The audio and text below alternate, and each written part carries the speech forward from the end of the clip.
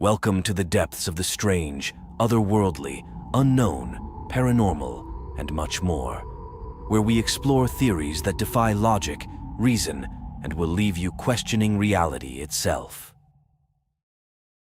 You're driving alone on a desolate road. The air feels heavy, the night unnervingly silent. A figure appears ahead, standing in the shadows. It's a hitchhiker. Against your instincts, you stop to help. They climb in, ask you to drive them a few miles up the road. A few words are exchanged. All of a sudden, there's complete silence. You look at your rearview mirror and see nothing. You turn your head quickly and glance back. The seat is empty. What do you do? In this episode, we'll discuss the vanishing hitchhiker phenomenon, stories told across generations, leaving people creeped out about driving secluded roads alone at night. But what exactly is this eerie figure people fear? Let's explore 3 theories that might explain more about these chilling mysteries and why they continue to haunt the roads.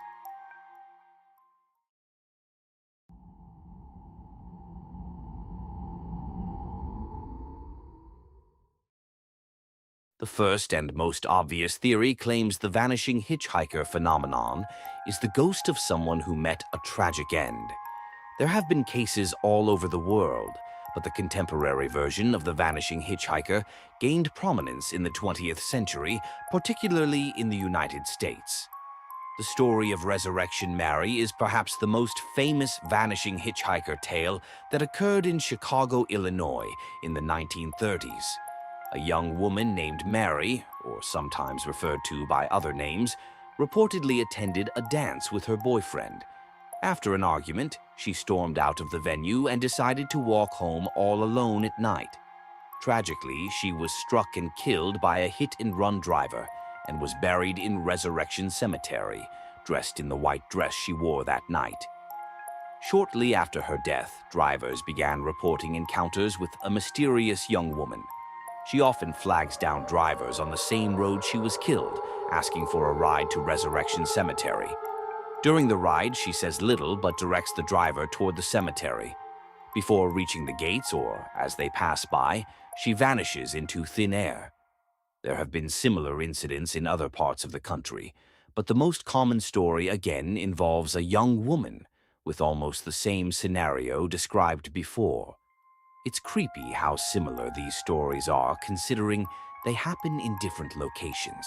Some drivers have even found objects left behind, like a scarf or a piece of jewelry, only to discover they belonged to the deceased.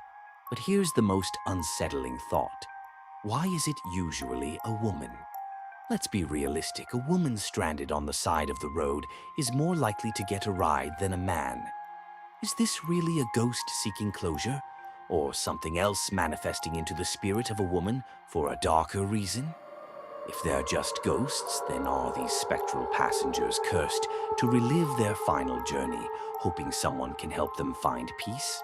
Perhaps these spirits are warning us, protecting drivers from meeting the same fate they once did, or, on the contrary, they are malevolent beings that purposely disappear to scare the hell out of the driver, causing an accident and potentially causing another death.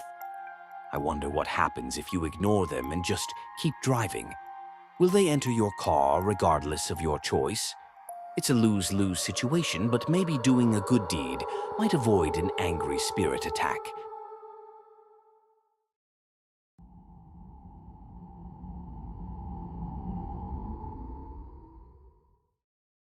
Not every vanishing hitchhiker is believed to be a ghost. Some theorists suggest these figures are interdimensional travelers, beings who momentarily cross into our world from another reality.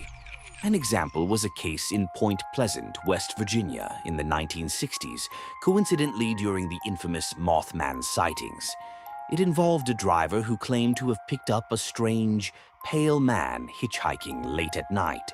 The driver described the man as wearing outdated clothing and having a hauntingly smooth, almost glowing complexion.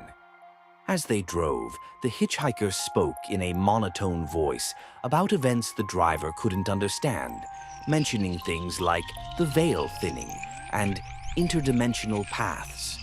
His speech seemed disjointed, as if he was describing a place or existence far removed from Earth. When the driver asked where he needed to go, the hitchhiker responded cryptically, "I am already where I need to be." Moments later, the driver felt an intense chill in the car, and when he glanced toward the passenger seat, the hitchhiker was gone. The door never opened, and there was no sign of him anywhere on the road. Witnesses often describe odd sensations when they pick up these hitchhikers: sudden chills, static on the radio, or the overwhelming feeling of being watched. These travelers might not even realize they've crossed over. But why do they vanish? Could they be pulled back into their own dimension, or are they fleeing ours? On a side note, this is a similar situation to the story about the man from Towered, which I can make a video about if this video gets 150 likes. Some speculate these encounters leave behind rifts in reality, subtle cracks that disrupt time and space. Drivers have reported clocks resetting, GPS systems malfunctioning, and even memories of the drive becoming fragmented. Whatever these beings are, one thing is clear: they don't belong here, and the longer they stay, the more dangerous the encounter could become for both them and us.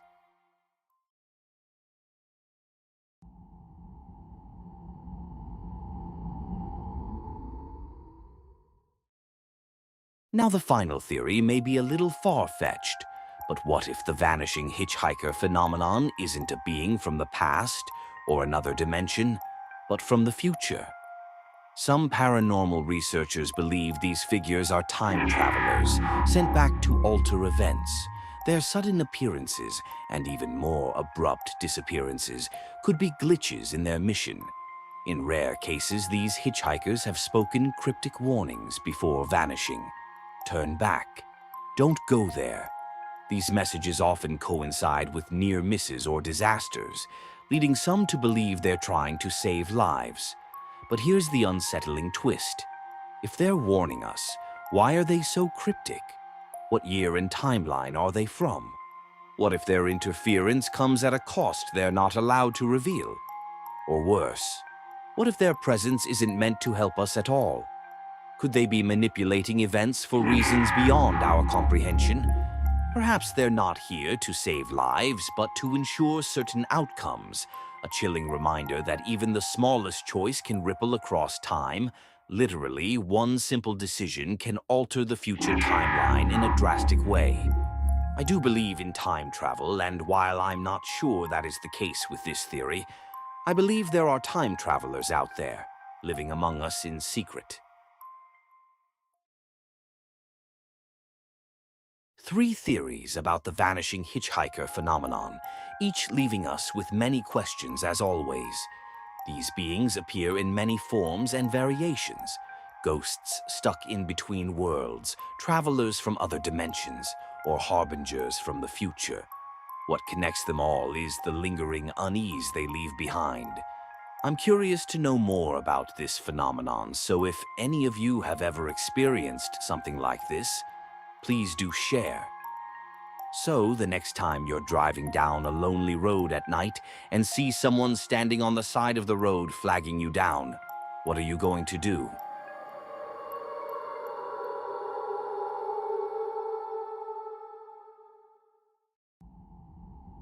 That's it for this video. I'm interested to know your thoughts and theories, so feel free to share them in the comments below. I'm also open to future video ideas. If you enjoyed the video and like this type of content, please give it a like and consider subscribing for more videos like this. Thank you, and don't forget to keep questioning reality. Welcome to the depths of the strange, otherworldly, unknown, paranormal, and much more, where we explore theories that defy logic, reason, and will leave you questioning reality itself. Deep in the heart of the Appalachian Mountains, among the whispers of ancient trees and the echoes of timeless winds, there lies a chilling legend: Spearfinger, a name that sends shivers down the spine of anyone who hears it. But what or who is Spearfinger? Is it just a scary story told around campfires? Or could there be something more to this eerie tale? The legend of Spearfinger originates from the Cherokee people who lived in the Appalachian region long before European settlers arrived. She is described as an old, crone-like woman with a sharp, obsidian-like finger capable of slicing through anything. But don't let her frail appearance fool you. Spearfinger is a shapeshifter. She uses her cunning to trick victims, often appearing as someone familiar to lure them in. And why is this? To feast on human livers. According to the Cherokee, her obsidian finger was her weapon, able to pierce the skin without leaving a trace. She'd sing softly to herself as she hunted, earning her another chilling name, Utlunta, which translates to the one with a sharp finger. But what makes this legend so terrifying isn't just her gruesome habits, it's her near invincibility. Cherokee warriors could not harm her with conventional weapons. Her only weakness was her heart, hidden not in her chest, but in her right hand. This specific vulnerability may hold clues to her origin, and that's where the theories begin.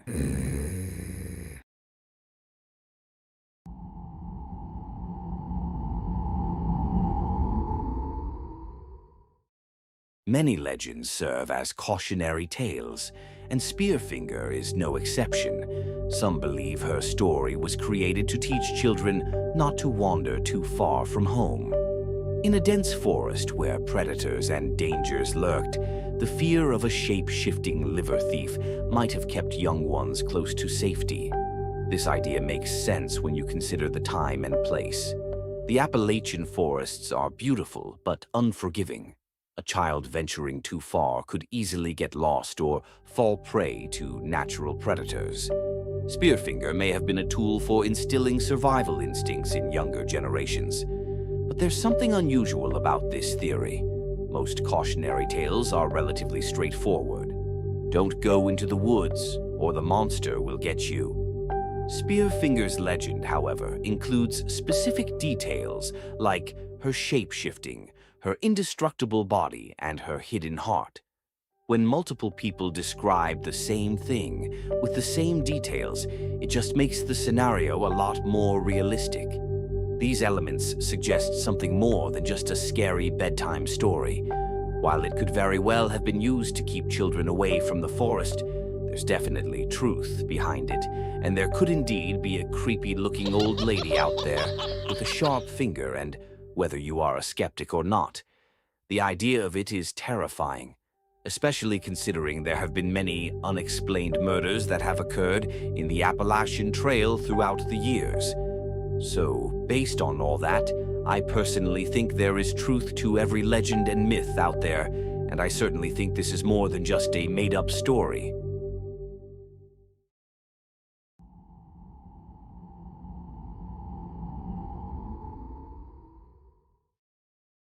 Another theory suggests that Spearfinger could have been based on sightings of a cryptid or an unknown creature in the Appalachian wilderness. Think about it. The mountains are vast, remote, and filled with unexplored areas. What if there's a predatory species that uses stealth and deception to hunt its prey? Almost like the concept of the monster from the Predator movies, but maybe not as high-tech. Its sharp, obsidian-like finger could be abnormally long claws, or perhaps it has a long, sharp finger as a defense mechanism similar to the long bill of a swordfish, or the pointy spikes of a porcupine, and its supposed shape-shifting abilities might reflect a misunderstood form of camouflage, just like a chameleon. And to add, biologists have documented animals with almost supernatural hunting techniques, like cuttlefish that change color and texture to blend into their surroundings. Could Spearfinger be a creature that has a combination of all of these traits? If so, it would make sense how powerful and dangerous it's said to be. As far as why the Cherokee have claimed it's an old woman, well, maybe it's a being that stands on two legs, has long gray hair, and has wrinkly skin, perhaps connected to the Wendigo somehow. Who the hell knows? Interestingly, the Appalachians are home to numerous cryptid legends, like the Mothman and Bigfoot, and home to other things as well, which I explained in my Appalachian Trail video, so definitely check that one out. There are still vast and unexplored parts of this planet man hasn't stepped foot on yet. Could this just be another unknown cryptid hiding out there? I am a firm believer in cryptids and strange beings, so I wouldn't be surprised if this theory is true.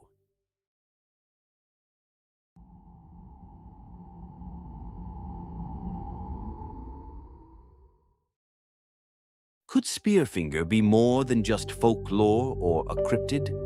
Many Cherokee believed she was a supernatural entity, perhaps a vengeful spirit or a demon. Cherokee mythology is rich with tales of spirits that walked among the living, and Spearfinger fits the mold of a malevolent being perfectly. Perhaps she tragically lost her life in the Appalachians, and her soul is stuck and hasn't crossed over, causing her to become filled with anger. Or perhaps she was a hiker who was drained of her soul by a demonic presence that already haunts the trail. Her known craving for human livers may be symbolic. In some cultures, the liver represents life and vitality. Could Spearfinger's hunger be a metaphor for a spiritual parasite, feeding not on flesh, but on the essence of life itself? What if this negative entity is the cause of innocent explorers vanishing off the face of the earth completely just by going on a hike?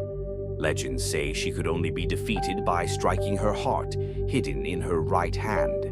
This detail aligns with myths of supernatural beings whose weaknesses are tied to specific, hidden vulnerabilities, like using a demon's name against it, for example. Like I've said before, this world is full of things we cannot perceive with our human eyes.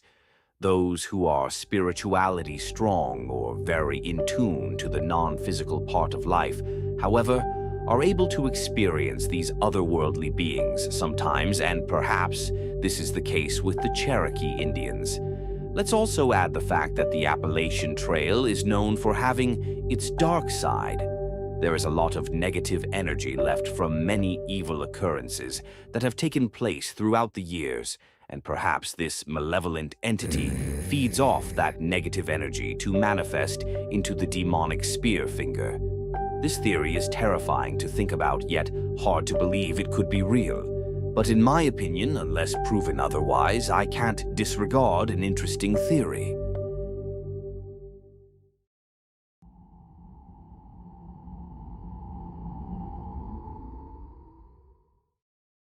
And now for the last theory.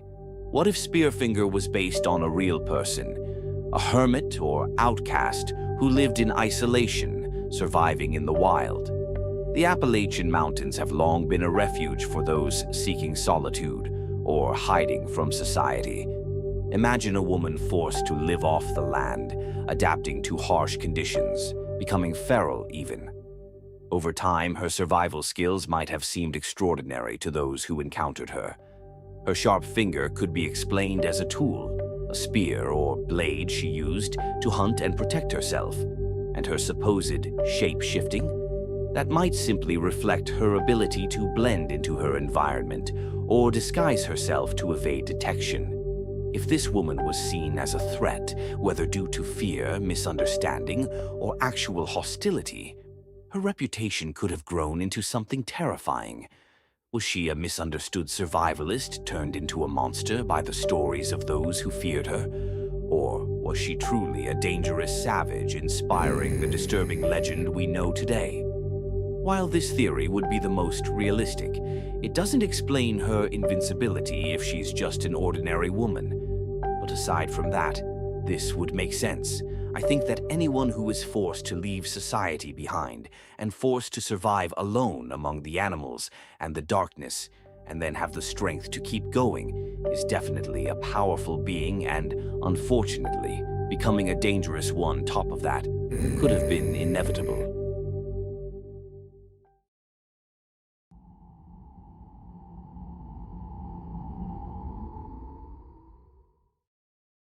So, what do you think?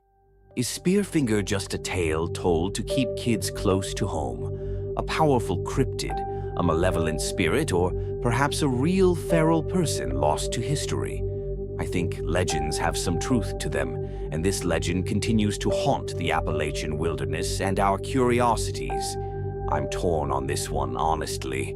Whatever Spearfinger is, we'll probably never know the truth. Let me know what you guys think, as always. That's it for this video. I'm interested to know your thoughts and theories, so feel free to share them in the comments below. I'm also open to future video ideas. If you enjoyed the video and like this type of content, please give it a like and consider subscribing for more videos like this. Thank you, and don't forget to keep questioning reality. Welcome to the depths of the strange, otherworldly, unknown, paranormal, and much more, where we explore theories that defy logic, reason, and will leave you questioning reality itself. They lurk in the corners of our vision, slipping away before we can fully comprehend what we've seen. They make you look twice and even think twice about what you believe is real and not real. They are the mysterious figures that haunt our dreams and our physical realities. Today, we delve into the eerie phenomenon of shadow people. What are they? Where do they come from? And most importantly, what do they want?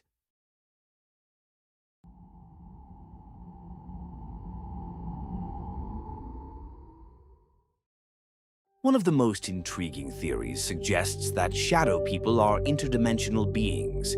According to this idea, our universe is just one of many, each existing in its own dimension, separated by thin veils of reality. While we live our normal, everyday lives, we probably have no idea that at the same time, there's another world filled with things we can't see or comprehend. We live in a physical world, and regardless of what most believe in, there is definitely a spiritual world. There are different levels of frequencies in which we experience our reality in, and these beings operate on a frequency that we can't see with our own human eyes. However, there are certain times in which we may match their frequency due to strong meditation practices, or perhaps some people are more sensitive to these frequencies than others, like psychics and mediums, or maybe just because of how we feel emotionally, since emotion is energy in motion that could tap into certain frequencies if strong enough. Sometimes, when these frequencies match, these dimensions intersect, creating moments where beings from other realms can cross over and be seen, if only for a brief moment. These interdimensional beings may not even be aware that they're entering our world. To them, our reality might be as mysterious as theirs is to us. If these shadow people are not from our dimension, then what world do they come from? Are they here with a purpose, or is it just an accidental crossover? Witnesses claim to feel much negative and dreadful energy during the few seconds of their experiences. Some claim to have dealt with these shadow people all their lives, almost as if they leech on and haunt the person. For what reason? Who knows? Whatever dimension they come from, we can probably conclude that these shadow people are malevolent, interdimensional beings.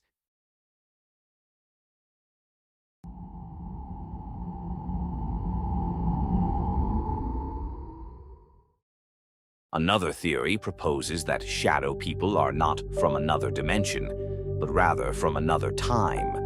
I believe that time travel already exists, and it's being hidden from us, just like all the other otherworldly technology that is probably kept hidden in caves and underground bases in this planet. However, maybe this technology is far from perfect.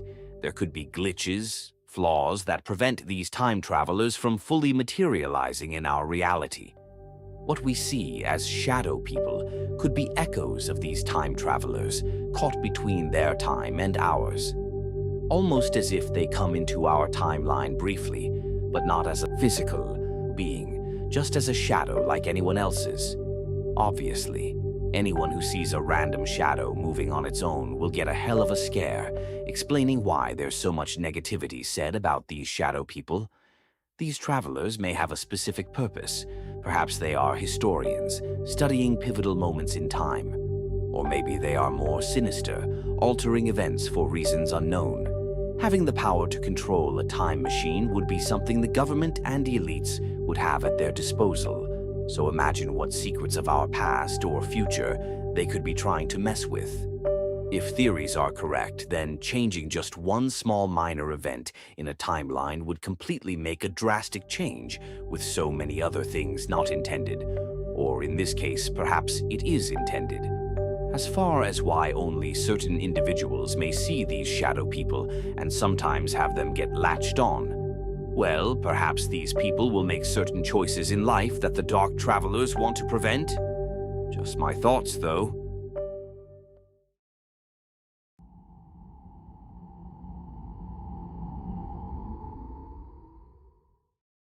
Some believe that shadow people are not beings in the traditional sense, but manifestations of negative energy. A similar, but not quite the same, scenario to the interdimensional beings theory.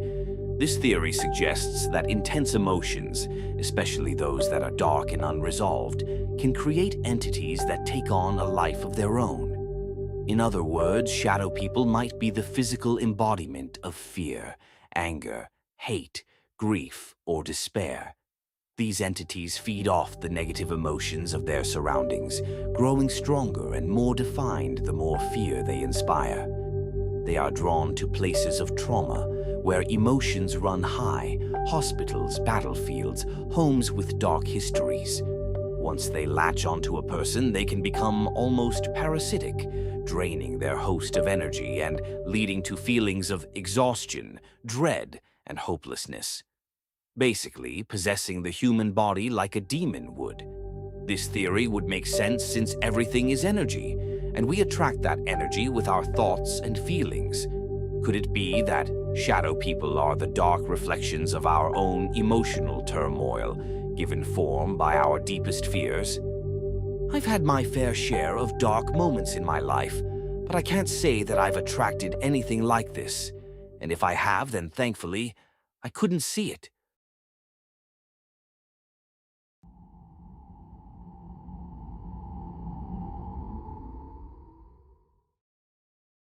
A more disturbing yet very interesting theory suggests that shadow people might be the result of failed or accidental astral projections. According to esoteric traditions, the human spirit can leave the body and travel across different planes of existence. This is known as astral projection, or an out-of-body experience, a deliberate act practiced by those who wish to explore the spiritual world. But what happens when something goes wrong? In this theory, shadow people are the spirits of those who have attempted to astral project but have become lost or stuck between planes. These entities are not fully in our world or the spiritual plane, and as a result, they appear as dark, featureless shadows. They may not even be aware of their state, wandering aimlessly, or perhaps trying desperately to return to their physical bodies. Some believe that they've encountered a shadow person during sleep paralysis as well, since sleep paralysis and out-of-body experiences are both linked to REM sleep, and many witnesses, including me, have experienced a dark figure during this. I have a video that discusses the phenomenon of sleep paralysis in more detail, so consider watching that to give you an idea of different theories associated with it. Have any of you ever astral projected or had out-of-body experiences? If you haven't, but are curious about it, how about trying out the gateway tapes? If you haven't heard of the gateway tapes, then I think you should look into it. But to summarize it, a man named Robert Monroe, who was once a radio broadcaster, later started studying altered states of consciousness. Eventually, he founded the Monroe Institute and developed the gateway process, which uses sound technology to induce out-of-body experiences and expanded awareness.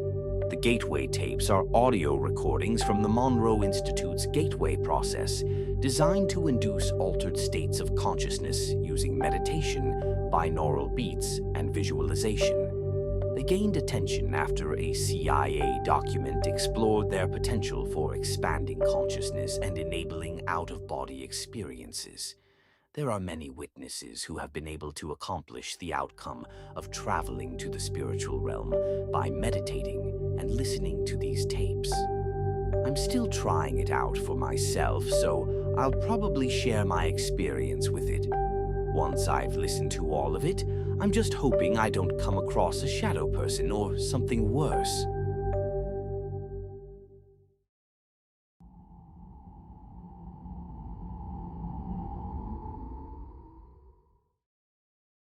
Perhaps the most terrifying theory of all is that shadow people are not human or even remotely benevolent. Instead, they are entities of pure evil, malevolent spirits or demonic beings that have crossed into our world with dark intentions. In many cultures, shadowy figures are seen as omens of death, disaster, or illness. They are believed to be drawn to places where suffering and despair are prevalent. These entities may not simply observe, they may actively cause harm, feeding off the fear and misery of their victims. In some reports, shadow people have been described as having glowing red eyes, a sign, some say, of their demonic origin. These entities might even attempt to possess the living, taking control of their bodies and minds to spread their darkness further. If you wonder how they could cross into our reality, well, there are a few ways I can think of off the top of my head, like using the Ouija board, practicing dark magic, performing demonic rituals, and just like I mentioned before, by feeling and thinking negative emotions constantly, which could make you very vulnerable to possession. Demonic or not, there is no doubt these beings give off a dark and disturbing presence. Shadow people, whatever they may be, remain one of the most enigmatic and paranormal phenomena of our time. Whether they are beings from another dimension, echoes of future travelers, or something far darker, one thing to keep in mind is they could be watching us, trying to latch on while we have no idea. I've never seen one, but someone close to me has, and according to them, the house they lived in was definitely haunted by something dark. So next time you catch a glimpse of something moving in the corner of your eye, ask yourself, is it just your imagination, or is there something more sinister lurking in the shadows? Are you sure you're alone? Please share your stories. That's it for this video. I'm interested to know your thoughts and theories, so feel free to share them in the comments below. I'm also open to future video ideas. If you enjoyed the video and like this type of content, please give it a like and consider subscribing for more videos like this. Thank you, and don't forget to keep questioning reality. Welcome to the depths of the strange, otherworldly, unknown, paranormal, and much more, where we explore theories that defy logic, reason, and will leave you questioning reality itself. In this episode, we'll discuss the Men in Black. The Men in Black are mysterious, often intimidating figures associated with suppressing information about extraterrestrial encounters and being threatening to get their point across to the witness that anything seen must be forgotten and never spoken of, ever. They typically appear in dark suits, exhibit strange behavior and mannerisms, and if that wasn't weird enough, they are said to have very strange-looking faces, almost non-human-like. We have to wonder, who are they? Where do they come from? And why so demanding? Let's discuss some theories about these odd beings.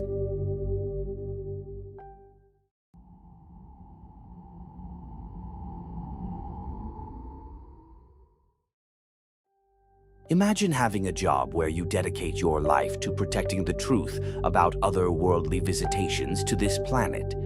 The Men in Black could be part of a secret division within an unknown branch of the government, possibly even above the highest known levels of security clearance. They might utilize advanced technology, such as memory erasing devices and untraceable weaponry, to intimidate or eliminate anyone who stumbles upon sensitive extraterrestrial information. Reports of their activities often describe them as emotionless, almost robotic in demeanor, suggesting rigorous training or even some form of psychological conditioning. Their sole mission is to keep the truth hidden at any cost, maintaining a facade of normalcy in a world that is anything but. Perhaps these men in black are involved in covering up more than just alien cases. Perhaps they cover up a lot of dark and disturbing events that have happened throughout the world's history. Even some events that were just said to be conspiracy theories. Do I think the shadow government and the elites have workers like the men in black out there, trying to keep people quiet about things they shouldn't have seen? Yes, hell I do. Those are just my thoughts, though.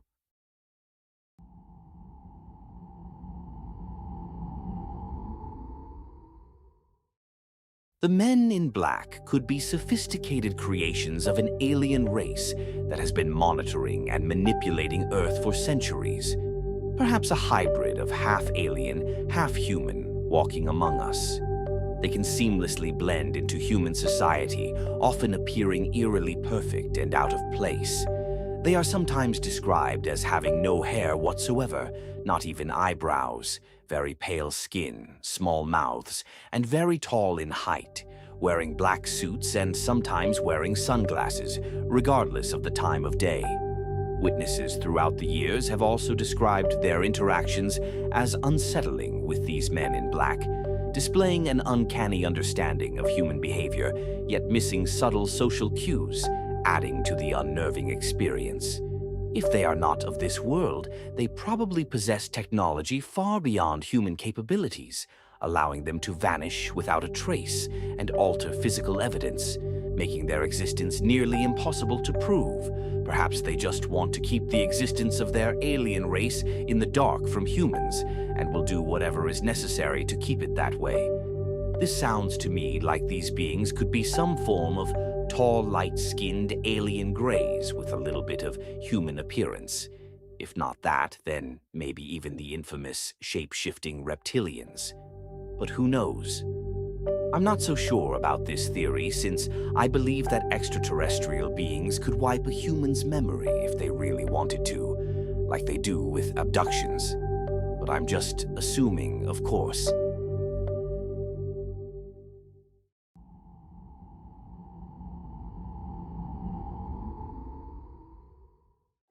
Existing outside the conventional understanding of time and space, these men in black could originate from a parallel dimension where the laws of reality differ significantly from our own. Similar to the last theory, their appearances are often described as slightly off, with features that seem almost, but not quite, human. They may have the ability to manipulate time and space, creating illusions and altering memories to keep their presence concealed. Encounters with them leave witnesses with a profound sense of negative energy, dread, and disorientation, as if reality itself had momentarily shifted around them.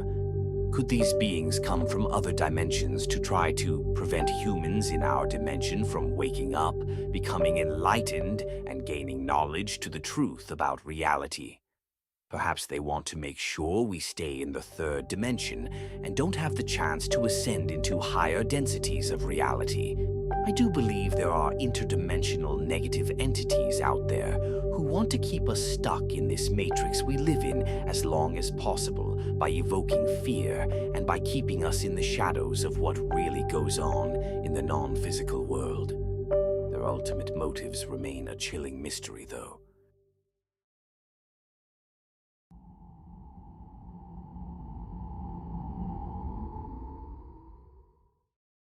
Time travel is a mystery that I'm very curious about. This theory suggests that these beings come from a different timeline from a future where humanity has nearly destroyed itself. And these men in black could be part of a desperate mission to prevent certain events from unfolding. They could possess knowledge of future technologies and societal structures, giving them a significant advantage over contemporary humans. Their interventions are surgical and precise, often targeting individuals or small groups who are on the brink of discovering crucial truths.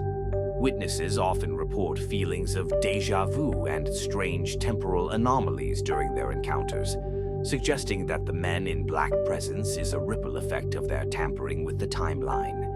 The cold, detached demeanor of these operatives hints at a future where humanity has lost much of its empathy and warmth. As far as their appearance, well, years from now, humans will probably look different than we do currently. Supposedly, the first humans were the Neanderthals, and they looked ape-like compared to present humans. Maybe 100 years from now, we could look closer to the strange description of these beings. Who knows? Maybe they think they are doing humanity a favor by preventing this current timeline from becoming the one they know. This is a good theory, in my opinion, as I believe we already have the technology to create a time machine, except it's kept hidden from us, of course. I honestly think there are humans on this Earth who have come back and forth from other timelines, either from the past or future. I can make a video about this if interested.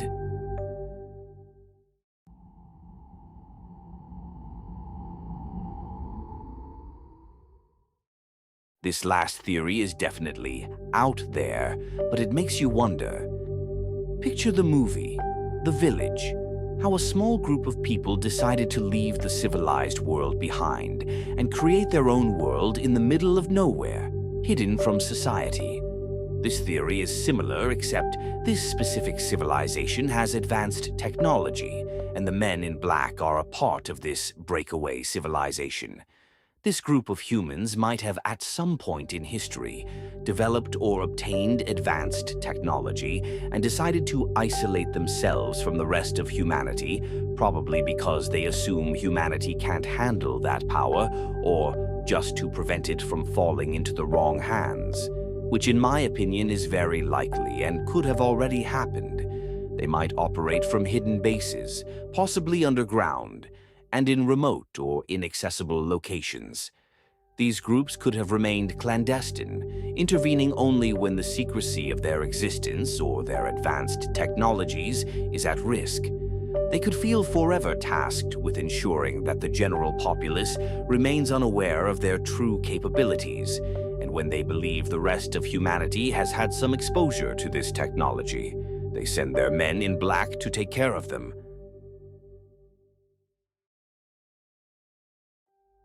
I'm not sure which of these theories is accurate or close enough to what these beings are. It's probably still unknown. I feel like the Men in Black were seen and spoken of more back in the day, before we got all the technology and social media we have now. I rarely really hear anything being said about them nowadays, especially with all the media bringing attention to UFOs and so many witnesses coming forth about their experiences. Perhaps now that we have more technology, they are outnumbered and see no point in trying to hide the truth. Or maybe I'm completely wrong and they still do whatever they think is necessary. I've never witnessed a UFO, at least I'm not sure I have. If I ever do though, and I get lucky enough to take a picture or record it, I think I'll keep it to myself.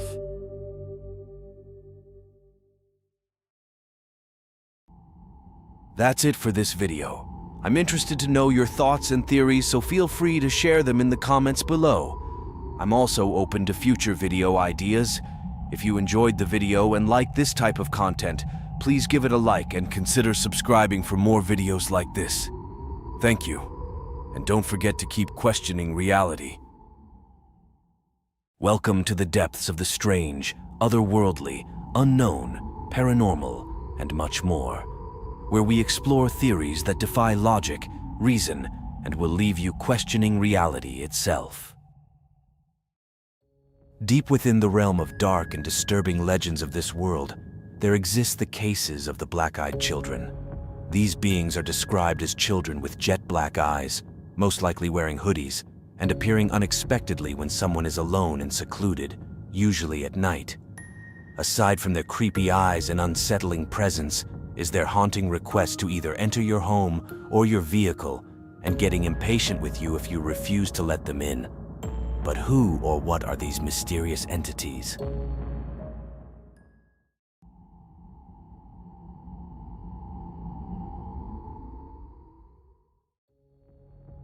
Some speculate the black-eyed children are not of this world. They could, in fact, be extraterrestrial visitors studying humanity from the shadows. Their eerie appearance and behavior may be attempts to blend in and observe us unnoticed. The way they are described, as being children with completely dark black eyes, could possibly just be witnesses assuming that's what they think they see.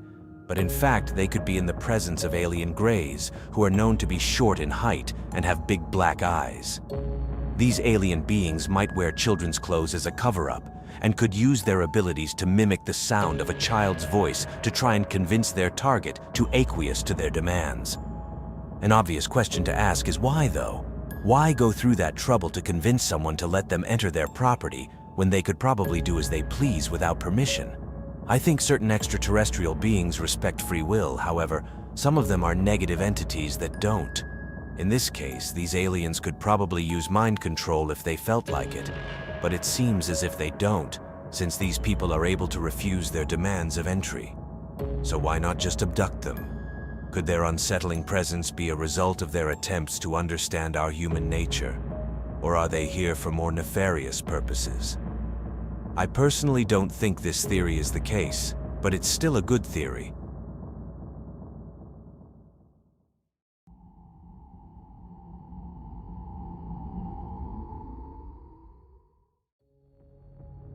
One possibility could be that these creepy children have been taken over by demonic entities.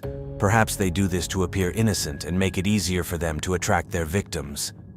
Metaphorically, when these entities ask and eventually demand to be let inside a person's property, it's really the demon asking and then demanding to let them enter and take their souls.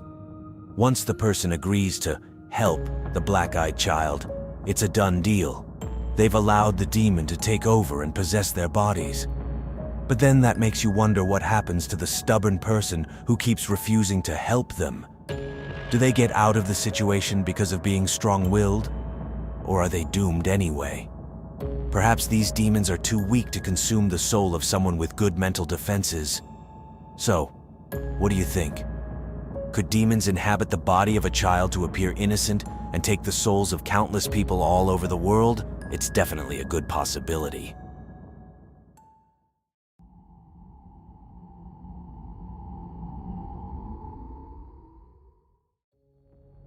They say that vampires need permission to enter someone's home. It symbolizes the idea that evil or malevolent forces cannot enter a person's life or affect them without their consent or invitation. It underscores the importance of personal boundaries and the power of individual choice. In many folklores and stories, homes are considered sanctuaries protected by thresholds or boundaries that supernatural beings cannot cross unless invited. This belief extends to vampires, who are seen as creatures of darkness that cannot penetrate the sanctity of a home without permission. Perhaps these beings are vampires who need to be invited into their victim's property, and once receiving the consent, they will suck the life out of them and turn them into one of their own. These beings are usually seen at night and are said to come out of nowhere. Vampires are known to wander the nights. They have superhuman speed, and eye colors vary from red to yellow, and of course to black. But it still doesn't explain why these black-eyed entities are children and not adults, unless the clan of vampires purposely let the young members do their dirty work.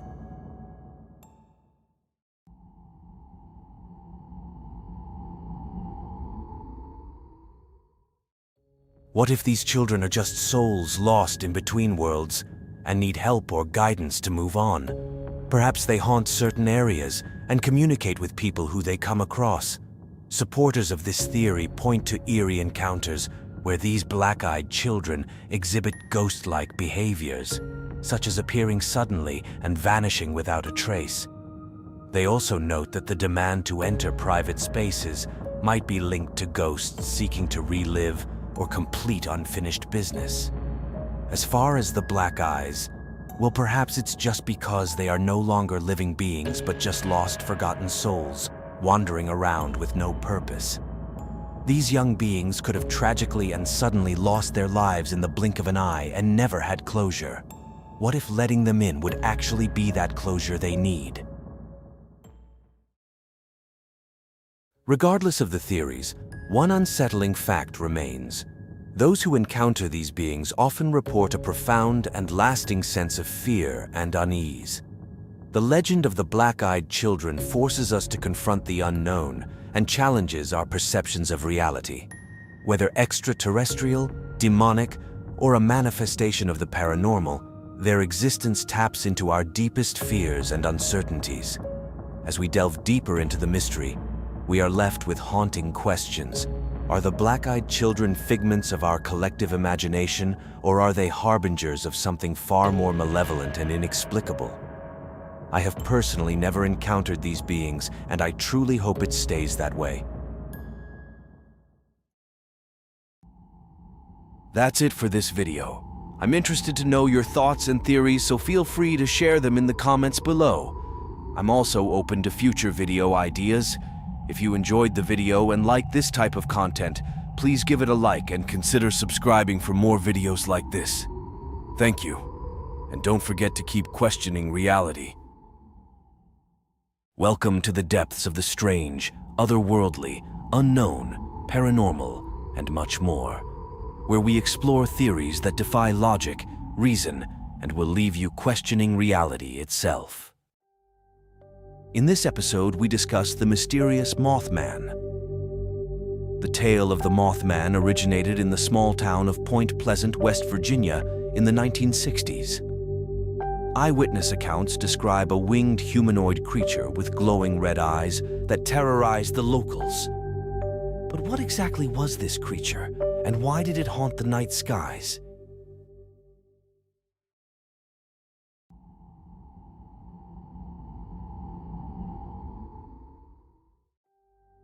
The first theory suggests that the Mothman is a sign of doom or a negative omen, appearing before tragic events as a warning or to make some sort of evil statement. Some believe it to be a cursed being, bound by ancient magic to roam the earth until its task is fulfilled. Others whisper of a curse placed upon the town of Point Pleasant, with the Mothman serving as its sinister guardian. It is said to possess knowledge beyond human comprehension, its presence a sign of cosmic upheaval.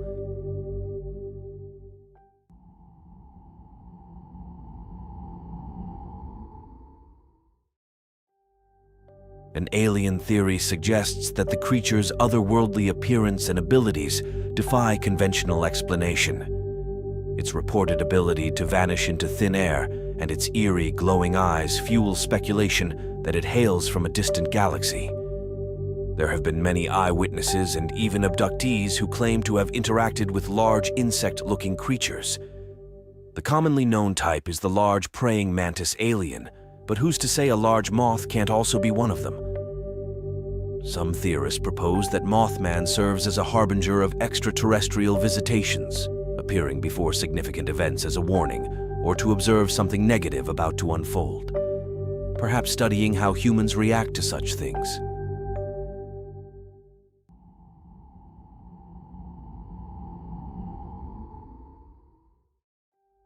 Another theory suggests that Mothman is a fallen angel or a spiritual being cast out of heaven for whatever reason and roams the earth filled with negative energy and releasing that negativity, causing horrific events. People who believe in this idea think Mothman's appearance, like its wings and glowing eyes, match descriptions of angels in stories from religion. Some say Mothman shows up in places where bad things happened in history, hinting at a connection between earthly troubles and punishment from a higher power. Even though there's no proof, this theory mixes together stories, religious beliefs, and mysteries, giving us a creepy way to think about Mothman's mysterious nature and possibly a connection to apocalyptic events.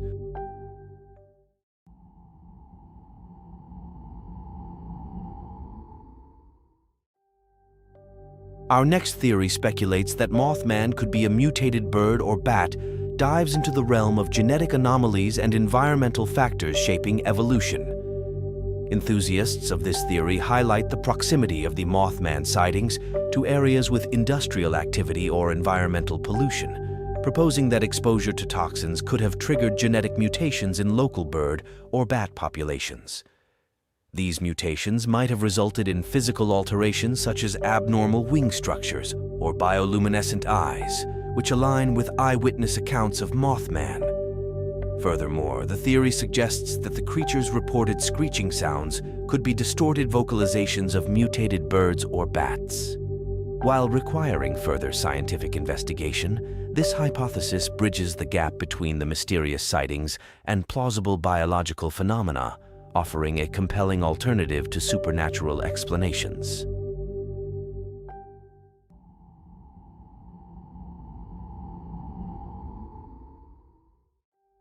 This theory proposes that Mothman originates from another dimension and suggests it's a being capable of traversing through different realities beyond our own.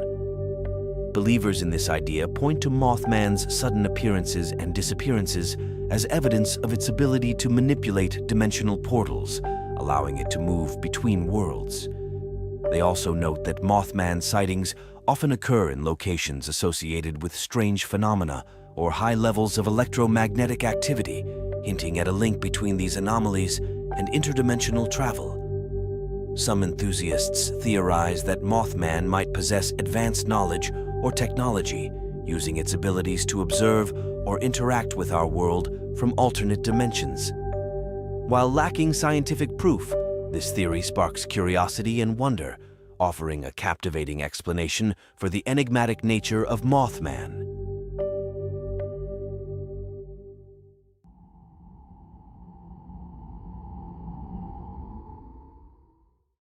Lastly, here's a crazy yet not so far-fetched theory.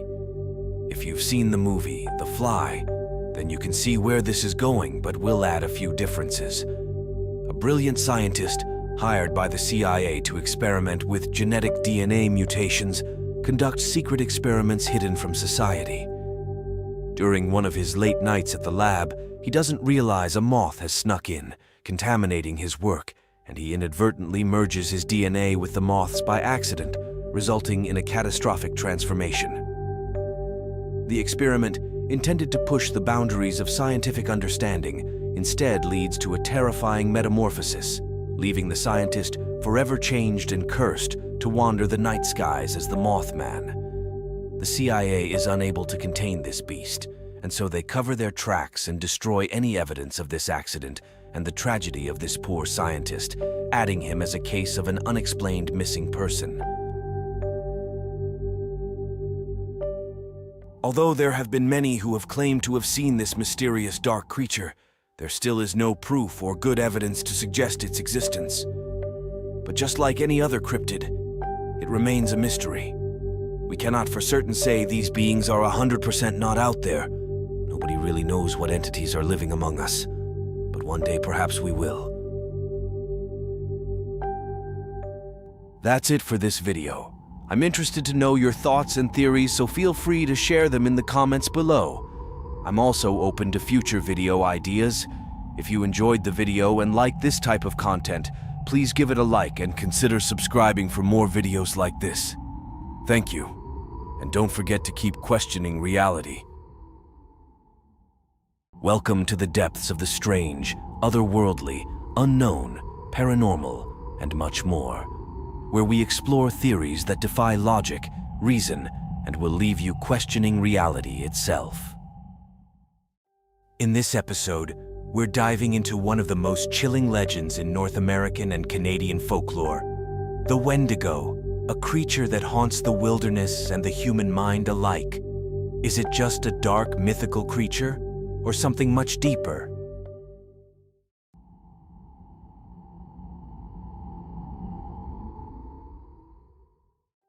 According to the few witnesses who have claimed to have seen this entity, the Wendigo is often described as a towering creature reaching heights of 15 feet or more, skeletal and emaciated, with sunken eyes and yellowed, decaying teeth.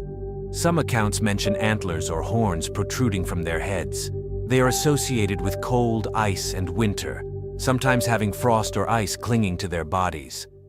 According to Algonquian folklore, it originates when a person resorts to cannibalism out of dire necessity and extreme conditions, triggering a transformation into this monstrous entity. Wendigos possess supernatural strength, speed, and endurance. They are known to be extremely agile despite their size. Legends speak of its insatiable hunger for human flesh, lurking in remote forests and snowy landscapes. In some legends, the Wendigo is also said to be able to mimic human voices, luring victims deeper into the forest. Could the combination of cannibalism, frigid cold weather, and insanity mutate a normal human being into a deformed humanoid creature like this? Is that even possible? If stories are true about the Wendigo, then it would be almost near impossible to scientifically study such a creature to know its true origins. Getting too close to one would be the last risk someone could ever take.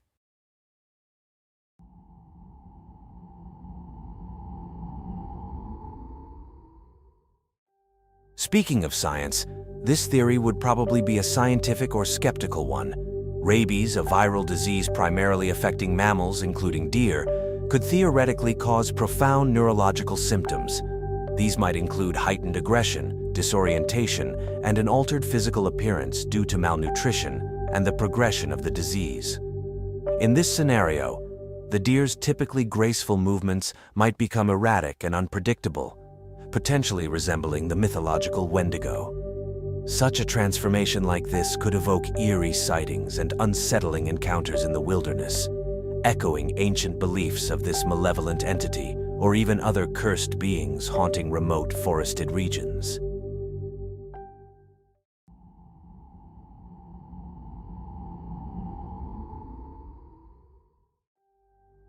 In some traditional beliefs, the Wendigo is not just a malevolent entity, but also a powerful spirit from another dimension. Legend has it that this being haunts this area of the world, living among these people and possessing them when they get associated with cannibalism, greed, and excess. In some shamanic traditions, dealing with malevolent spirits like the Wendigo involves rituals aimed at appeasing or banishing them. Shamans are said to have the ability to leave their physical bodies and travel to other spiritual dimensions to gain knowledge to solve problems or to find guidance from a higher power. In this scenario, they'd use their spiritual abilities to confront such entities, protecting their communities from harm and restoring balance. This is similar to demonic possessions and how a priest would exorcise an individual to cast the demon out. However, a demon usually tempts and eventually possesses an innocent or weak person, unlike a Wendigo that takes over the spirit of someone with negative intentions.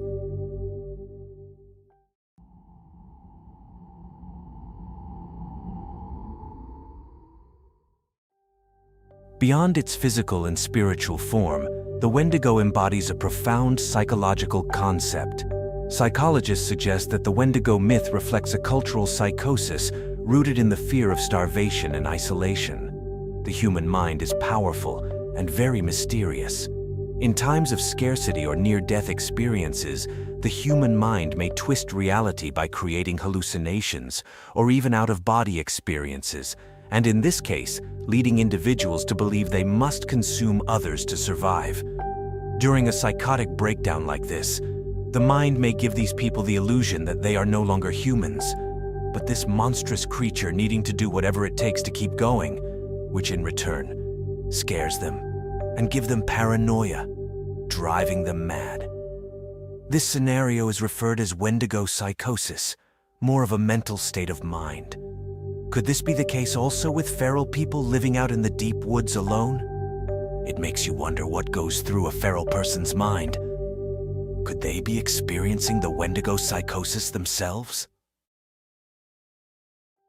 I personally am not sure about this one. As much as I believe there are physical beings out there that have still not been discovered, I truly also believe there are entities living among us that can't be perceived by the normal human eye. Whether you view the Wendigo as a tangible creature yet to be discovered, an evil entity from another dimension, or a symbolic representation of our darkest fears and moral dilemmas, its legend continues to intrigue and terrify. This being, along with the many others, are a fascinating yet horrifying mystery that may never be solved. Like I've said before though, we can only really see a small fraction of what reality truly is. If any of you have any Wendigo stories or theories, please share. That's it for this video. I'm interested to know your thoughts and theories, so feel free to share them in the comments below. I'm also open to future video ideas. If you enjoyed the video and like this type of content, please give it a like and consider subscribing for more videos like this. Thank you, and don't forget to keep questioning reality.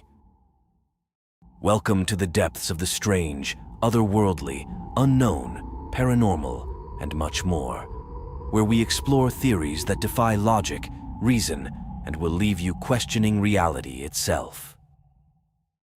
In this episode, we'll discuss elves, or duendes. Before that, though, it's necessary to discuss how children, up to a certain age, are able to see and experience things that we cannot as adults. A few theories as to why are the following.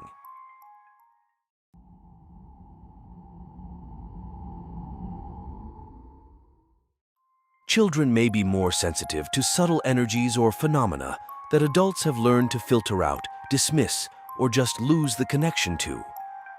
Their minds are still developing, so they might perceive things that are unfortunately lost over time.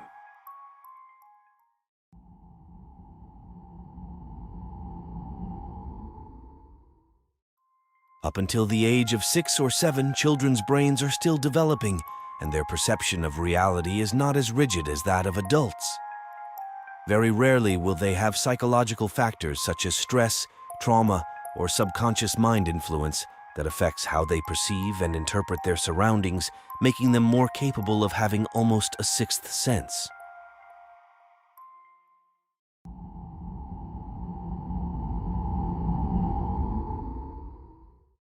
Some theories suggest that spirits or entities exist on different frequencies or vibrations that are more easily detectable by children, whose minds and bodies may resonate more closely with these frequencies than those of adults.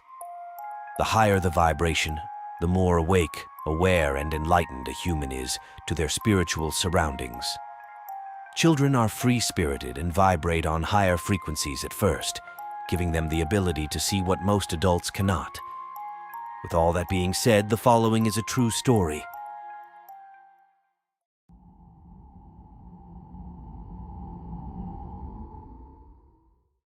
This event occurred in Callao, Peru during the mid-1950s.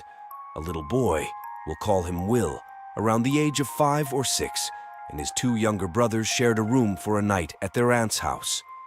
The youngest brother was 1 and slept in a crib, while the other 2 older ones slept in beds across from the crib. During the middle of the night, while everyone is asleep, Will wakes up suddenly and sits up. He looks straight at his baby brother's crib, and he sees what he described as little, short, hairy men. They were about 2 feet tall, with golden brownish hair all over their face and bodies. They were circling the crib and staring up at the baby. One of them sees Will sitting there awake and approaches the foot of the bed and curiously stares at him.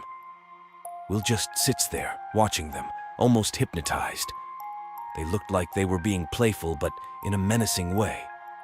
All of a sudden, they start climbing the crib. Will now snaps out of it and quietly tries to wake up his other brother. At this point, the baby in the crib starts crying. He cries loud enough that their aunt is woken up. She comes into their room, turns on the lights, and the little men disappear, completely vanishing into thin air.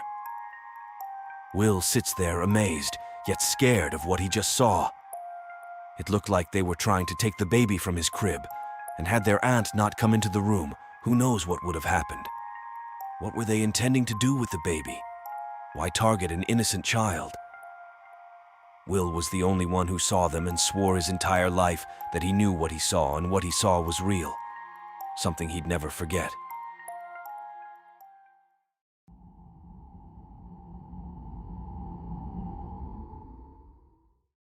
There are numerous anecdotes and stories from various cultures about children claiming to have seen short entities. These accounts are often passed down through generations as part of folklore or local legend. While such experiences are not scientifically verified, they can be deeply ingrained in cultural beliefs and traditions. People may interpret unusual or unexplained events, particularly those involving children, through the lens of local folklore, attributing them to encounters with duendes, elves, or similar entities. A duende is a Spanish term often associated with a mystical creature or spirit in Spanish and Latin American folklore. It's typically described as a small, gnome-like creature with supernatural powers. In some traditions, duendes are mischievous or even malevolent, while in others they are seen as guardians of nature or household spirits. They are often depicted as playful tricksters or protectors of treasure. So, what exactly are they, and what do they want?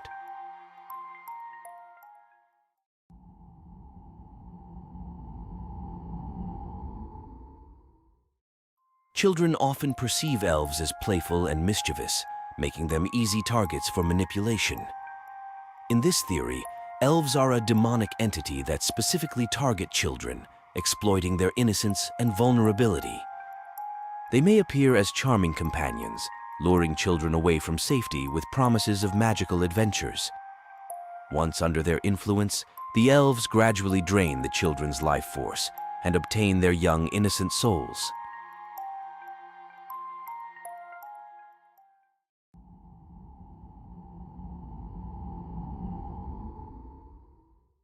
What if elves are another type of unknown being living among us that are able to shape-shift? We all know that children most likely at one point in their young lives had imaginary friends. To children, elves could possibly appear as benevolent guardians or imaginary friends, fostering a sense of trust and dependency. However, behind this facade lies a more sinister reality. The elves subtly influence children's thoughts and actions, steering them towards paths that serve their hidden agenda. As children grow older, they may unknowingly perpetuate the elves' influence, becoming unwitting agents in their schemes. And then as young adults, perhaps these entities now shape-shift into certain people around their targets' lives to continue the mind control process. To clarify, the elves target young children to groom them into brainwashed adults and use them as puppets all through their lives. For what reason or intentions? Who knows?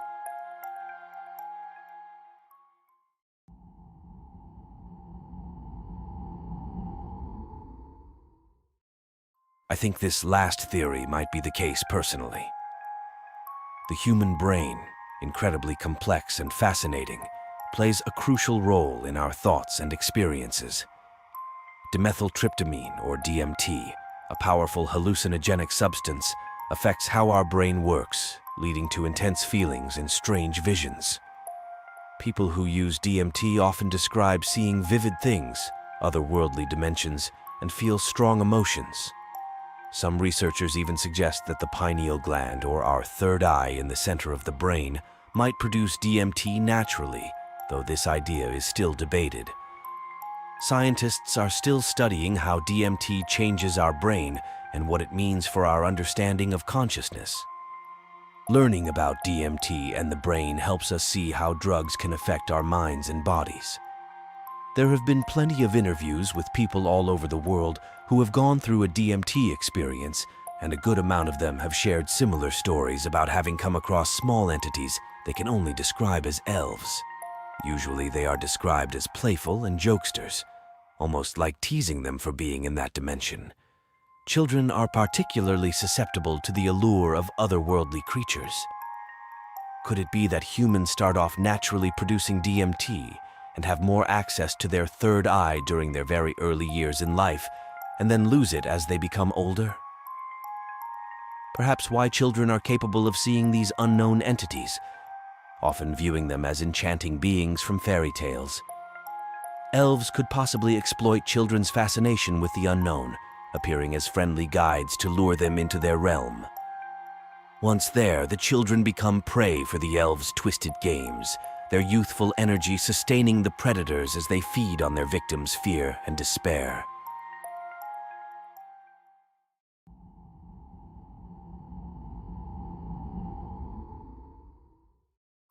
Duendes or elves may seem like playful, happy creatures, but looks can definitely be deceiving in this case. There is no way to know for sure where they come from or what their intentions are. We can just go off of what witnesses have experienced and make our assumptions based off of that. My assumption leads me to believe these small entities have a dark and creepy vibe and agenda to them. As a child, I haven't personally experienced anything like that, but someone very close to me has, so I know that these things are real. We are only experiencing a small portion of what reality really is after all. That's it for this video. I'm interested to know your thoughts and theories, so feel free to share them in the comments below. I'm also open to future video ideas. If you enjoyed the video and like this type of content, please give it a like and consider subscribing for more videos like this. Thank you, and don't forget to keep questioning reality.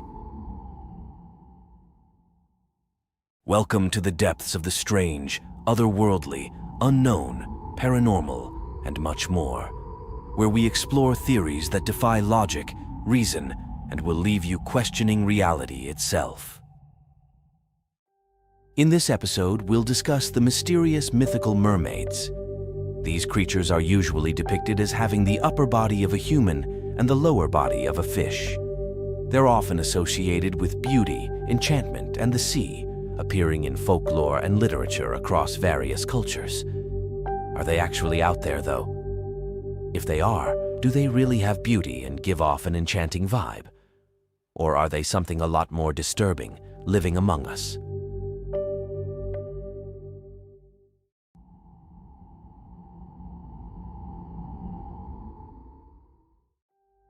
This is more of a skeptical theory. Throughout the years, as scientists and researchers explored new territories, encounters with unfamiliar creatures, such as manatees or dugongs, could have sparked the imagination. Perhaps these marine mammals, with their rounded bodies and flipper-like limbs, might have been mistaken for half-human, half-fish beings when seen at a distance or under certain lighting conditions. Over time, these sightings could have been exaggerated and incorporated into local folklore, giving rise to the enduring myth of mermaids. I don't think this is the case personally, but it's still a common theory.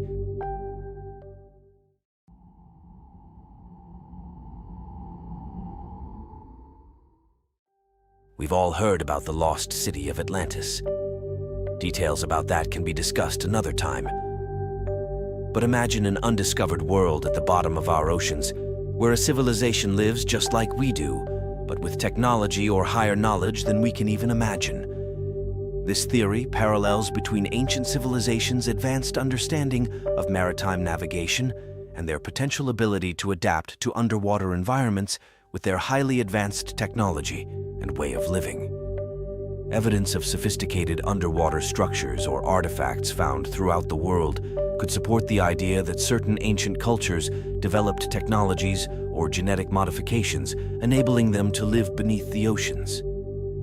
Could a part of this ancient civilization perhaps still live down in the deepest parts of our oceans? These aquatic societies, if they exist, could have been seen by many throughout the years, leaving behind stories of mysterious fish-like beings dwelling in the depths.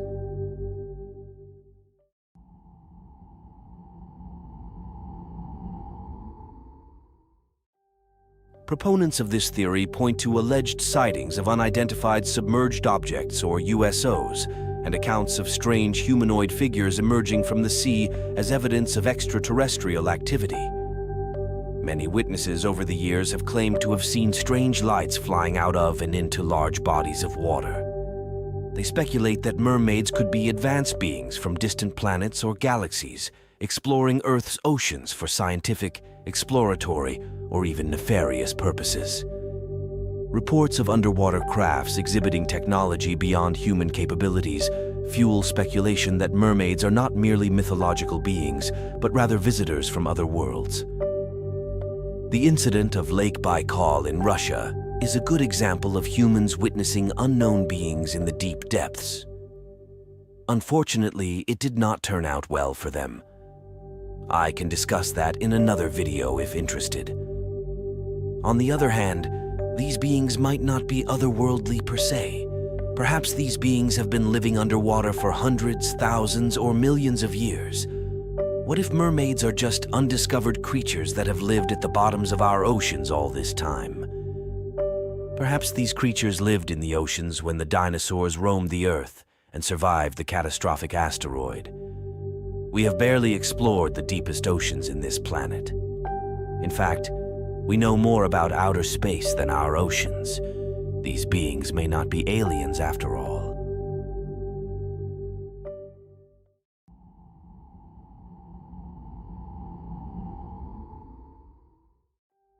This last theory may be a bit far-fetched, but it's interesting and can't be ruled out.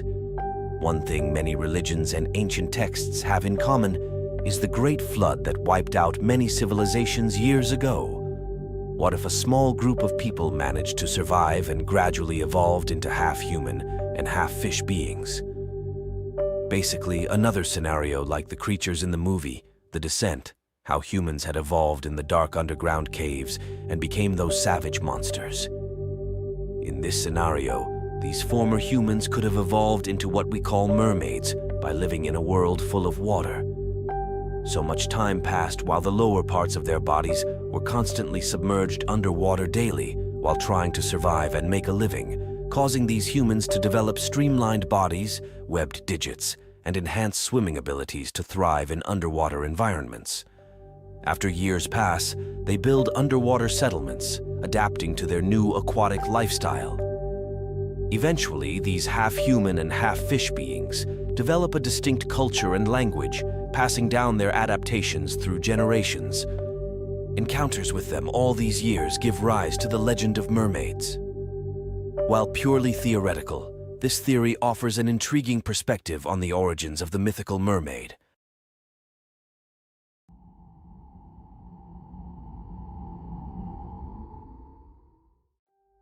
Humans have explored only 5% of Earth's oceans. After all this time, it's been only 5%. Imagine the 95% of unexplored areas and what could lie hidden in the depths.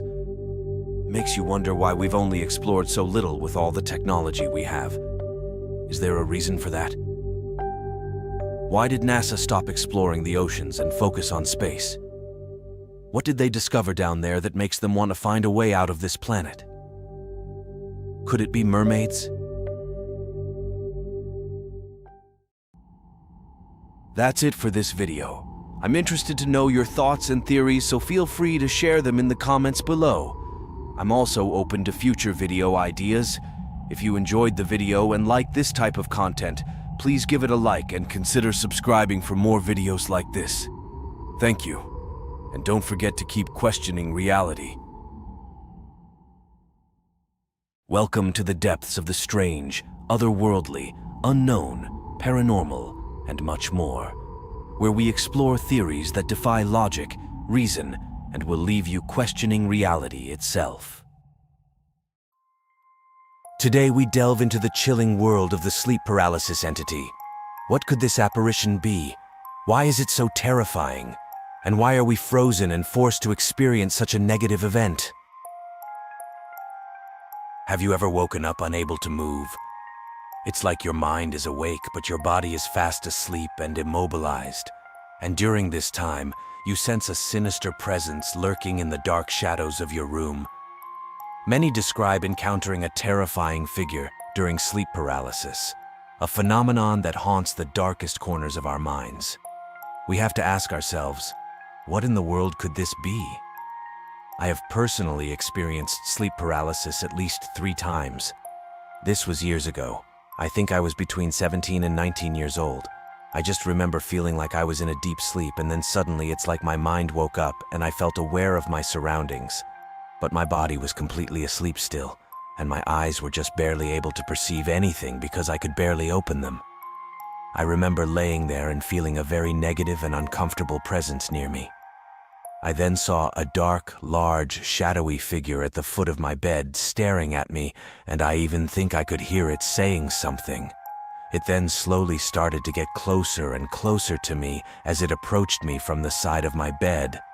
I was so scared I tried screaming and tried to move, but I couldn't. And then suddenly, after what felt like the longest 2 or 3 minutes of my life, I finally snapped out of it and jumped up, shaking and full of sweat. Still feeling that negative presence and so terrified of what I just felt. The horrible thing was having to experience it multiple times, and each time it was the same exact way.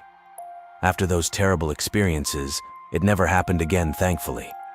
At that time, all I could think it was just a horrible recurring nightmare. But now I'm not so sure.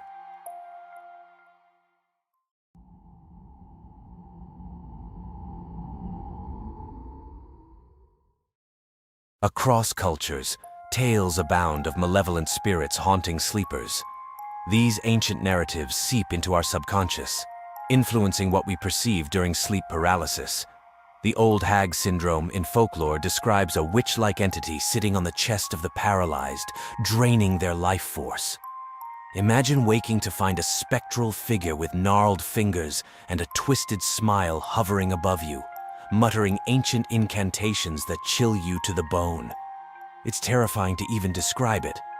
Are there evil spirits that take advantage of our bodies and minds while we're in a deep sleep? Could this be a theory about how demonic possessions might occur? There have been certain cases where people have described demonic entities talking to them in their sleep. I, for one, remember having a few dreams where I had some sort of evil presence talking to me. I woke up scared and brushed it off as a nightmare. Are there certain people that they target? Our bodies are basically defenseless during deep sleep, so it would make sense, I suppose. Whether you call them demons, interdimensional beings, or spirits, they are definitely living among us, and perhaps this is a way they try to take over our souls.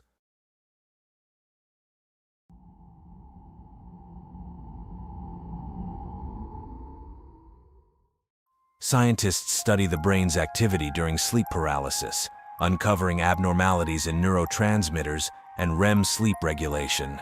During the REM sleep phase is when we dream, and also when our body's muscles, aside from the heart, eyeballs, and breathing, are all paralyzed. But why experience these disturbing images during this phase, though? Stress, anxiety, PTSD, and genetics may be reasons that could predispose us to these haunting experiences. Could these underlying conditions that we consciously and subconsciously have create these terrifying illusions in our minds and imaginations during sleep? Creating a non-physical negative entity as an expression of how we feel inside is a terrifying thought, but it could make sense. Sometimes we have nightmares after watching a horror movie that got stuck in our minds, especially during the teen years, which is actually when sleep paralysis tends to first appear. They say that the last 10 minutes before you fall asleep are crucial in the programming of our subconscious minds. Whatever you think and feel during those last minutes can influence what the brain experiences during a deep sleep. So, in the case of sleep paralysis, added with stress and anxiety, it's a dark presence that fills you with a primal dread, as if it exists beyond the realms of our understanding, a manifestation of our deepest fears made real.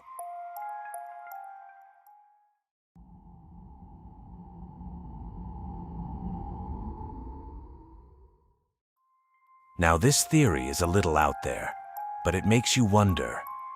Could sleep paralysis be caused by alien visitation in the middle of the night? Could it be that reports of alien abductions are actually distorted memories of terrifying sleep paralysis episodes, or vice versa? There are thousands of alien abduction cases, and many of them involve beings, specifically gray aliens, with probing eyes, unearthly technology, and bright lights, appearing in the middle of the night in someone's room. The person is taken usually from their home and into what we can assume is the alien's ship. The human lies there, paralyzed, getting experimented on by these extraterrestrials while feeling hopeless and scared to death. Afterwards, they wake up back in their beds as if nothing happened, their brains very foggy, yet they know something very dreadful occurred that they had no control over. People often remember glimpses of these horrible experiences, and a lot of the stories shared have similarities with the entities seen during sleep paralysis. So, are these dark entities really just alien beings? Regardless of whether these scenarios are connected or not, they're both well-known, shared, and documented experiences, and both leave you somewhat traumatized and anxious when getting ready for another night of sleep. Whether born of psychological depths, ancient folklore, or otherworldly visitation, the sleep paralysis entity and the haunting feeling continues to fascinate and terrify people all over the world to this day. Have any of you experienced this? If so, please share your stories. Perhaps there is something in common that we all have. For those of you who haven't, then I really hope you never have to. That's it for this video. I'm interested to know your thoughts and theories, so feel free to share them in the comments below. I'm also open to future video ideas. If you enjoyed the video and like this type of content, please give it a like and consider subscribing for more videos like this. Thank you. And don't forget to keep questioning reality. Welcome to the depths of the strange, otherworldly, unknown, paranormal, and much more, where we explore theories that defy logic, reason, and will leave you questioning reality itself. In this episode, we're diving deep into the eerie legend of the Jersey Devil, a legendary creature said to inhabit the Pine Barrens of southern New Jersey, United States. Descriptions of the creature vary, but it is commonly depicted as a flying bipedal creature with hooves, bat-like wings, and a terrifying scream.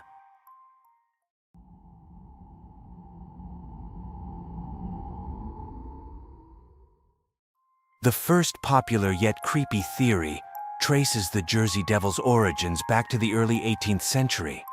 According to legend, a woman named Mother Leeds, who lived in the Pine Barrens, cursed her 13th child, exclaiming, "Let it be the devil!" Some versions of the legend attribute this curse to her being a witch or having dealings with witchcraft.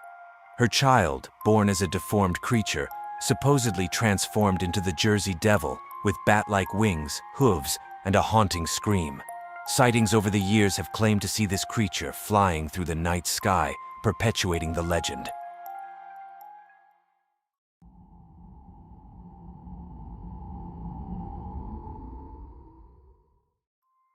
During the 18th century, there was a lot of talk involving witchcraft, curses, and occult practices among the villagers. Another narrative to the previous theory involves a young girl who was asked for food by a hungry gypsy woman. The young girl refused to give her any food, and as a punishment for that, the gypsy cursed the girl into one day giving birth to a beast, and years later, she supposedly gave birth to the Jersey Devil. Could spells and curses actually have been the case, though?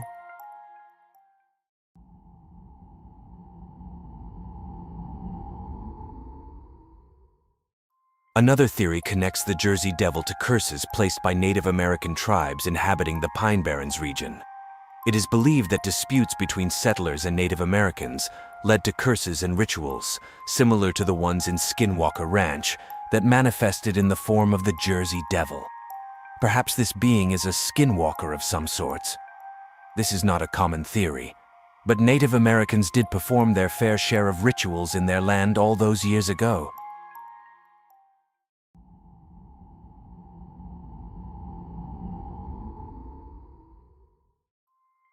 The fourth theory suggests that the Jersey Devil, like other cryptids out there, could be a surviving specimen of a prehistoric creature, perhaps a pterosaur or some other ancient reptile.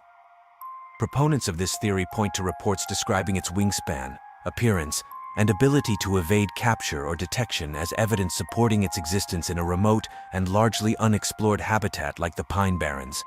What would a dinosaur-type creature like this eat?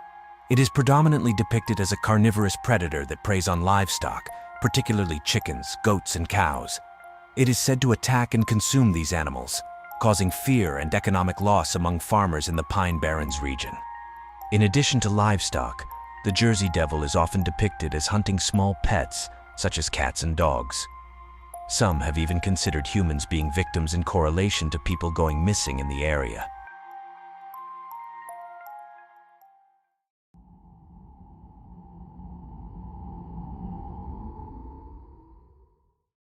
Now, the Jersey Devil is the most infamous cryptic and paranormal legend in the Pine Barrens, but there's many other factors that make this area of New Jersey a haunted hotspot. The isolation and vastness of the Pine Barrens contribute to its mysterious reputation to this day. Its dense forests, remote sandy trails, peculiar geological formations, and eerie atmosphere have fueled tales of supernatural occurrences, strange noises, and encounters with paranormal entities over the years. Visitors have claimed that the desolate landscape of the Pine Barrens can induce feelings of unease and disorientation, which may have caused psychological effects that contributed to reports of paranormal experiences. Some paranormal enthusiasts even propose that the Pine Barrens sit atop intersecting ley lines, lines of spiritual energy that allegedly enhance paranormal activity. This proposes that the area's heightened supernatural occurrences are due to these energy channels.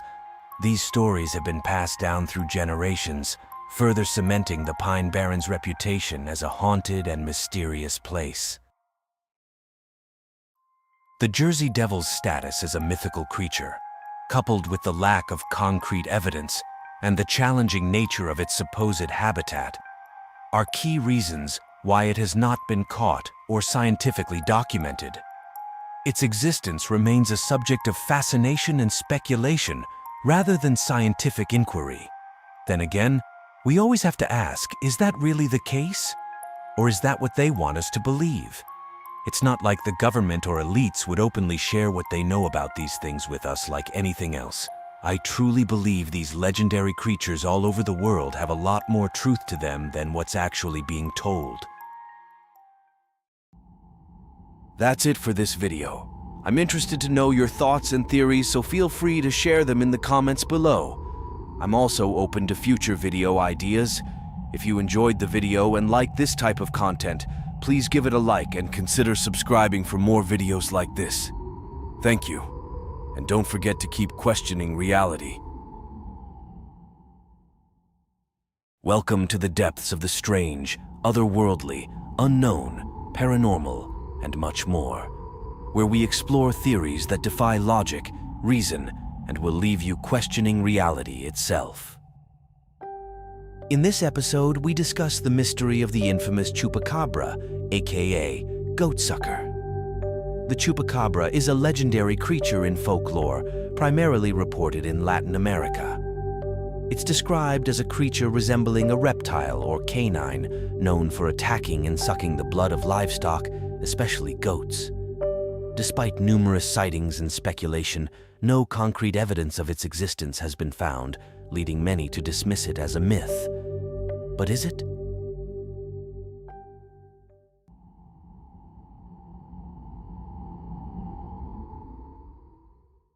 Our first theory plunges us into the concept of scientific madness. Imagine secret laboratories or hidden underground bases throughout the world, where twisted minds toil in the pursuit of forbidden knowledge. Some believe the chupacabra is a grotesque byproduct of these unethical experiments, a horrible being stitched together from the DNA of countless creatures. Its razor-sharp fangs and unnatural resilience a testament to the horrors of genetic manipulation. Could it be that arrogance from corrupt scientists and the elites has unleashed this abomination upon the world, a monster born from psychotic human minds?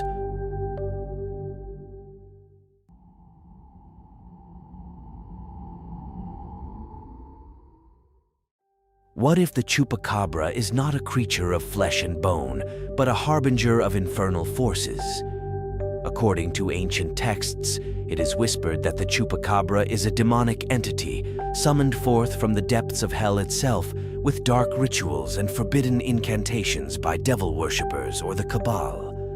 Its blood-curdling shrieks echoing through the night, striking fear into the hearts of all who dare to cross its path. Could it be that the chupacabra is a servant of darkness, sent to sow chaos and despair among the living, a shadowy reminder of humanity's precarious place in the cosmic order?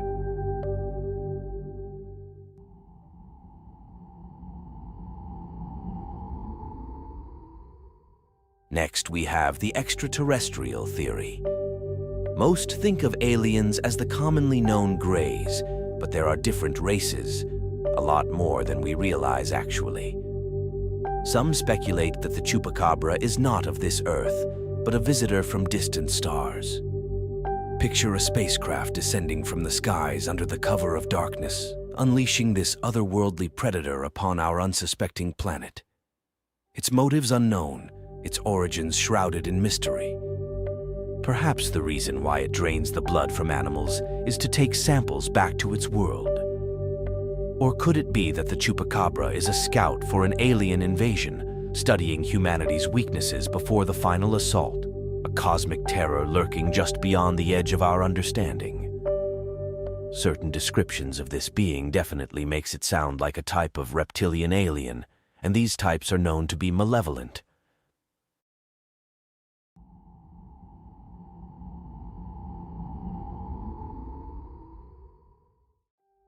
Now let's wander into the realm of temporal anomalies. Some believe the chupacabra is a creature out of time, a twisted remnant of a bygone era thrust into our modern world. Imagine a rift tearing through the fabric of reality, spewing forth this nightmarish aberration, a relic from a forgotten age, or perhaps even a rare species that survived the destruction of the planet during the rule of the dinosaurs that over time evolved into the horrible creature it's known as today.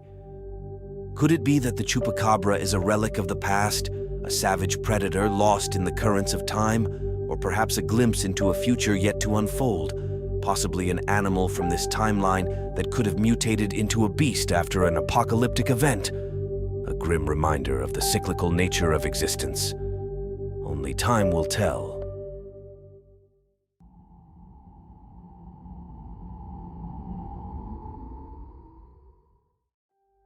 Dark magic and curses have been around for centuries. Legends speak of curses that transcend time and space, curses that can manifest in the form of monstrous beasts. The chupacabra, some say, is the embodiment of such a curse born from the vengeful whispers of forgotten souls. Its bloodlust fueled by centuries of anguish and torment. Could it be that the chupacabra is a curse made flesh, a punishment for humanity's sins, a spectral terror haunting the collective unconscious of mankind? How about the possibility of an ancient Native American curse, born from an ancient Indian burial ground, making it a skinwalker of some sorts roaming around the earth as a deadly predator, just like the many entities seen in Skinwalker Ranch?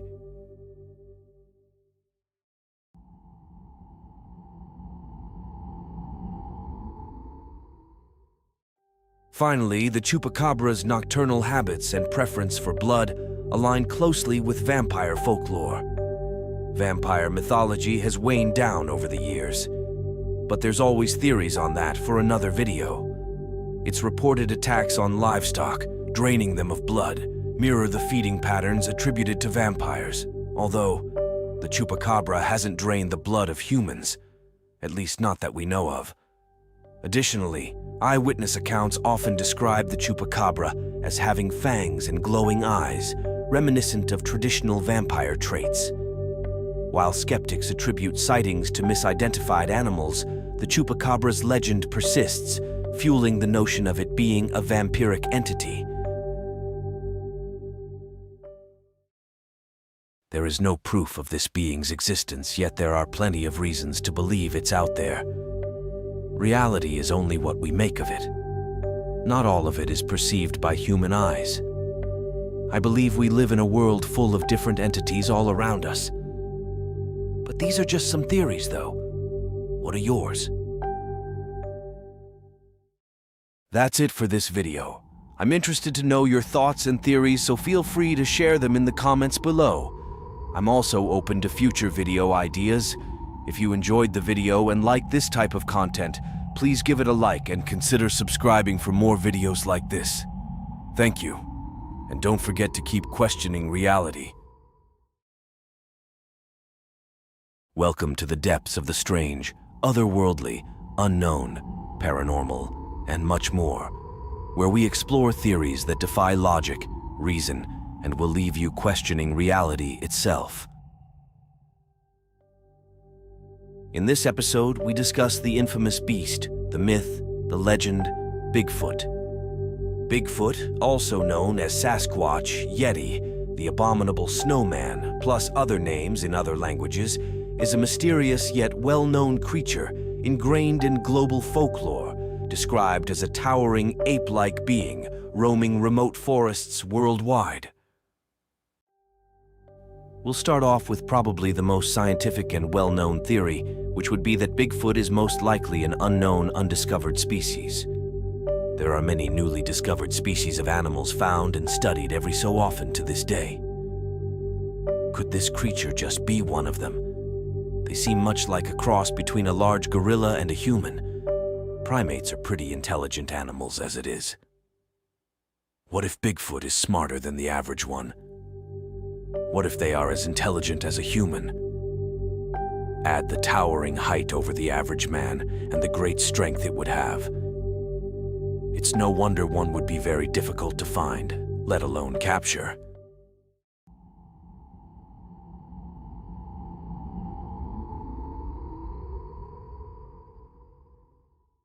Now here's a completely different theory. From ancient legends to modern encounters, the mysteries surrounding this elusive creature are as vast as they are terrifying.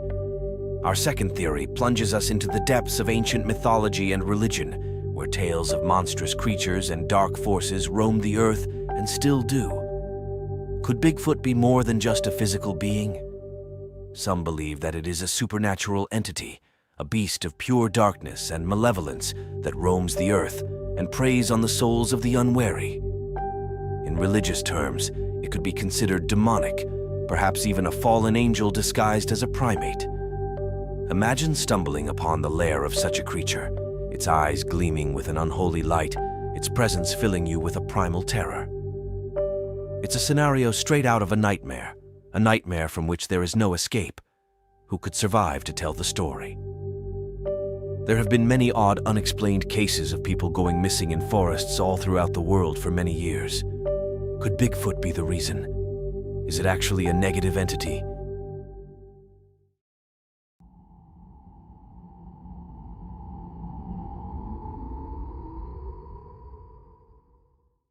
The next theory is more about the possibility of Bigfoot being types of cannibalistic feral humans or even ancient cavemen that happen to survive out in the unknown and undiscovered parts of the world all this time, becoming animal-like hairy savages that adapted to the uncivilized world. Not all of this planet has been touched by mankind, so it's possible there are tribes of these beings living out there, eating whatever they can find to survive, including humans. Perhaps another reason why there have been so many unsolved cases of missing people.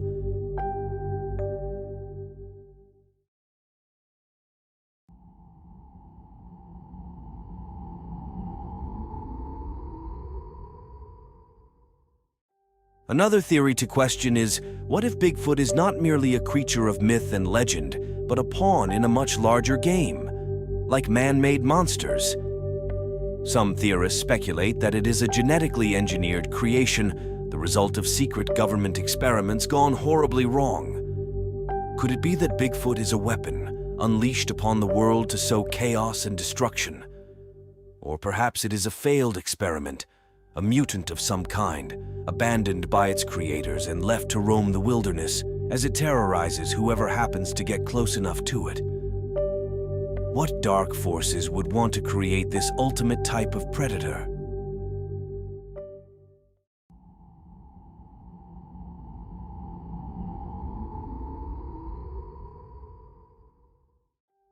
This fifth theory is what I personally believe to be the case, which is, what if it is not a creature of this world at all, but a visitor from another dimension, a being whose very presence defies the laws of nature? Something we as humans can barely perceive with our human eyes. This theory takes us into the realm of interdimensional travel, where beings from other worlds slip through the fabric of reality to wander our world and explore new territories.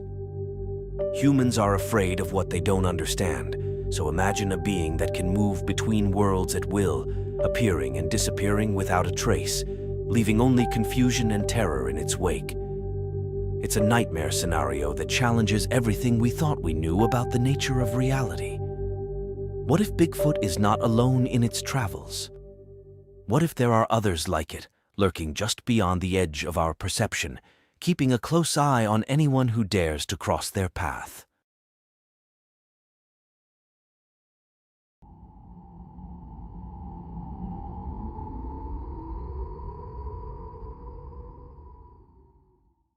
It's a chilling thought, one that sends shivers down the spine and casts doubt on everything we imagine as being reality. We are left with more questions than answers. What is the true nature of Bigfoot? Where does it come from? How has it been seen so many times throughout the world but has never been caught? You would think with all the technology man has, an assumed primitive creature would have easily been tracked down and captured by now. Unless, of course, the government doesn't want it captured or just doesn't want us to know the truth. Perhaps we will never know the answers to these questions. Perhaps Bigfoot will remain forever shrouded in mystery, a creature of the night that defies explanation and defies understanding. We are left to ponder the true nature of Bigfoot. Is it a creature of flesh and blood, something far more sinister, or just a creature lost in between dimensions? One thing is certain. The darkness surrounding Bigfoot runs deeper than we could ever imagine. Of course, these are just some theories. It doesn't mean they are true, but yet it also doesn't mean they could be false either. What are your theories? That's it for this video. I'm interested to know your thoughts and theories, so feel free to share them in the comments below. I'm also open to any feedback for future videos. If you enjoyed the video and enjoy this type of content, please give it a like and consider subscribing for more videos like this. Thank you.